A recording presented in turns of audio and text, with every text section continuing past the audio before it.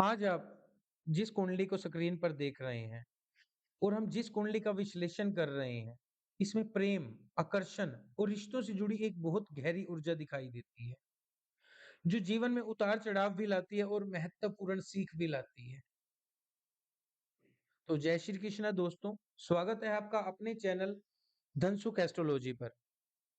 इस चैनल को आप सब्सक्राइब करते रहेंगे, तो इसी प्रकार की महत्वपूर्ण वीडियोज़ आपको प्राप्त होती रहेंगी, जिससे आपको जीवन में लाभ अवश्य होगा किंतु उसका कोई नुकसान नहीं होगा, उपयोगी जानकारी आपके काम ही आएगी। आज हम एक ऐसी कुंडली का विश्लेषण कर रहे हैं, जहाँ पर भावनात्मक अस्थिरता और रिश्तों में उतार-चढ़ाव बहुत स्पष्ट रूप से दिखाई देते हैं। दाम्पत्य जीवन में एक बड़ा परिवर्तन, तो दाम्पत्य जीवन के अध्याय को खत्म करके एक नया अध्याय शुरू हुआ। इस कुंडली में देखिए, यह एक 42 वर्षीय स्त्री की कुंडली है। 19 साल में इनका विवाह हुआ था और 35 साल की उम्र तक, अर्थात 16 वर्ष तक इन्होंने अपने वैवाहिक जीवन को पूर्णतः प्रेम, समर्पण और निष्ठा से व्यतीत किया। किंतु जब ये 35 वर्ष के हुए, तो इस कुंडली में गुरु ग्रह की जो दूसरे ग्रहों के साथ तनावपूर्ण स्थिति है, गुरु ग्रह का जो कार्मिक रिलेशन अन्य ग्रहों और नक्षत्रों के साथ बन रहा है, उन्होंने इस दाम्पत्य जीवन के साथ सिमिलर एक नया अध्याय शुरू कर लिया। इन्होंने अपने दाम्पत्य जीवन की सीमाओं को पार करके एक नए अध्याय की ओर अपने कदम बढ़ाए। तो उसका कारण क्या था? उसका कारण था भावनात्मक अस्थिरता, लोनलीनेस, रिश्तों में अधूरापन महसूस होना, प्रेम की कमी, हृदय की गहराइयों का खाली होना। देखिए, प्रेम वह चीज़ है, इंसान भोजन के बिना तो रह सकता है, किंतु प्रेम के बिना नहीं रह सकता है। केवल विवाह होने से प्रेम पैदा नहीं होता।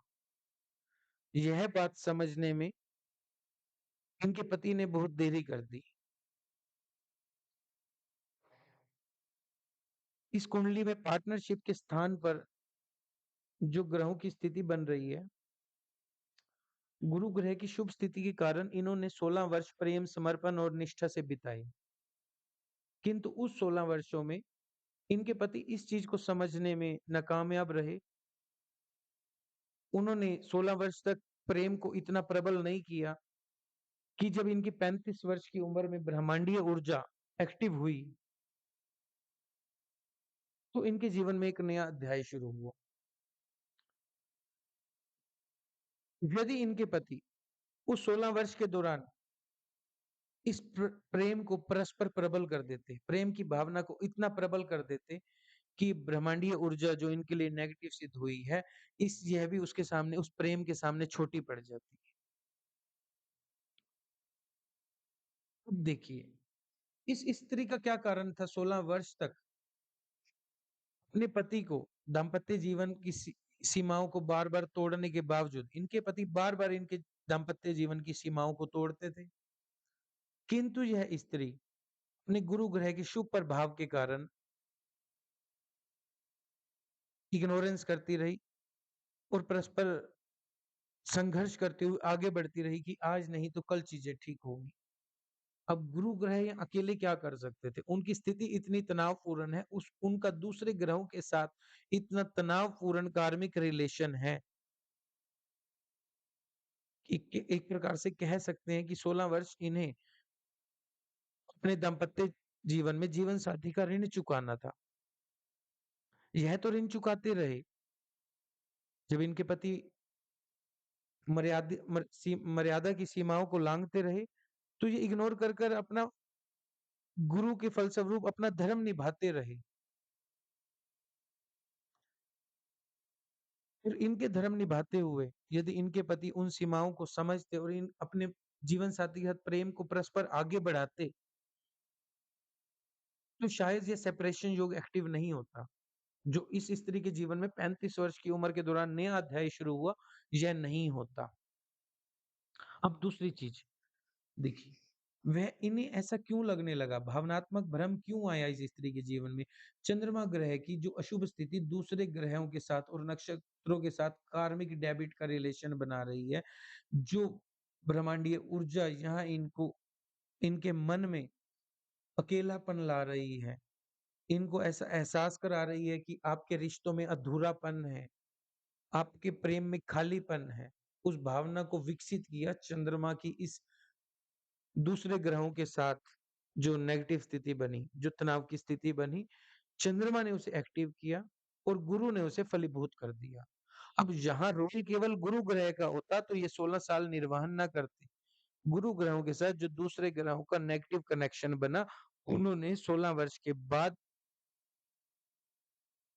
ऐसी ब्रह्मांडीय ऊर्जा उत्पन्न की कि इनके जीवन में नया अध्याय शुरू हो गया। जो इनके जीवन में इस गुरु ग्रह की दूसरे ग्रहों के साथ कार्मिक डेबिट बना था ना, जो कार्मिक ऋण इन्हें चुकाना था, 16 वर्ष के बाद ये उस ऋण से मुक्त हो गए। इस ब्रह्मांडीय ऊर्जा ने इन्हें इनके ऋण से मुक्त कर दिया। अब यदि नेगेटिव पॉइंट देखेंगे तो सेपरेशन का दोष बन गया। इस स्त्री के जीवन में सेपरेशन हुआ। इन्हें अपने 16 साल के प्रेम, त्याग और संघर्ष के बावजूद 0 प्राप्ति हुई। इन्हें सफलता नहीं मिली। किंतु यदि पॉजिटिव देखेंगे तो ये अपने 16 साल के ऋण से मुक्त होकर एक नए अध्याय की ओर आगे बढ़े और उस नए अध्याय में इनके जीवन में खुशी हुई, इन्हें खुशी प्राप्त हुई। और 41 वर्ष में वो अध्याय कानूनी दस्तावेजों में भी पूर्ण रूप से बंद हो गया। अब जब वह पूर्णतः बंद हो गया, तो पुनः इनके पति की एंट्री होती है। जो दाम्पत्य जीवन का अध्याय इन्होंने बंद किया था, उस जीवन साथी को एहसास होता है ना कि जिस चीज़ जो चीज़ जब तक पास होती है उसकी कदर नहीं होती। दूर जाने के बाद एहसास होता है कि उसकी क्या कीमत थी। इनके पति को इनकी कीमत का एहसास हुआ और वे पुनः इनके संपर्क में आए और इनसे आग्रह किया कि वो इनके जीवन में लौट आएँ।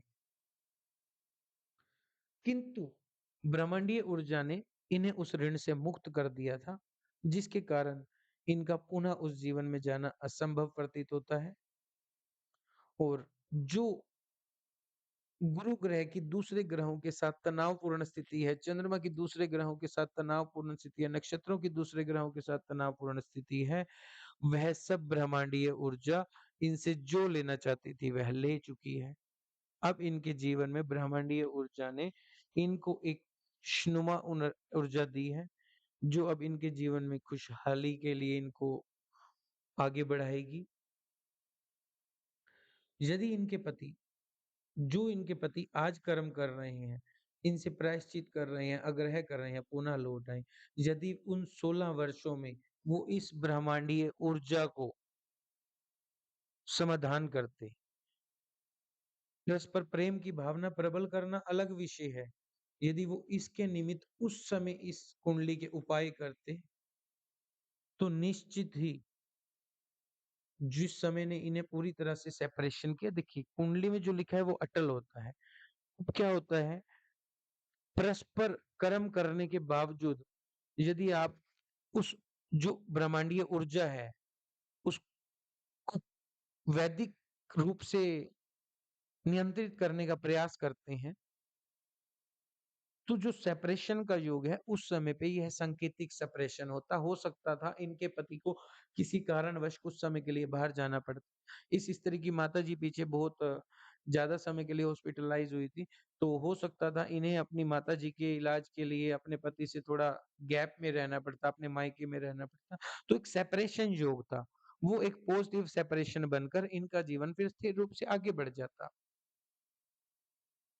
किंतु समय रहते हुए इस चीज़ की ओर ध्यान ना देना, समय रहते हुए ब्रह्मांडीय ऊर्जा का कोई भी इलाज ना करना, उस ब्रह्मांडीय ऊर्जा में उल्टा सहायक के रूप में उसे आगे बढ़ाते रहना, उसने इनके जीवन को पूरी तरह से एक नए अध्याय लिखने में प्रेरित किया। तो यदि आपकी कुंडली में भी कोई ऐसे ग्रह योग हैं, तो उसमें घबराने की ज़रूरत नहीं है। य यदि समय रहते यदि समय रहते हुए अपनी कुंडली की जो ब्रह्मांडीय ऊर्जा है, जो कार्मिक ऋण है, इनका निपटान कर दिया जाए, तो जो समय नेगेटिव आता है, तनावपूर्ण आता है, वह मात्र एक सांकेतिक रूप से अपना कार्य करता है और आगे बढ़ जाता है। यही आत्मा की यात्रा है। तो यदि आप भी चाहते हैं कि अपनी कुंडली का विश्लेषण इस प्रकार से करवाना चाहते हैं कि कौन से कार्मिक डेबिट हैं जिसके कारण आपके रिश्ते में आपको अधूरापन लग रहा है या कोई और परेशानी आ रही है। देखिए ये सब एक ऋण होता है, जो भी परेशानी आती हैं या खुशियाँ आती हैं।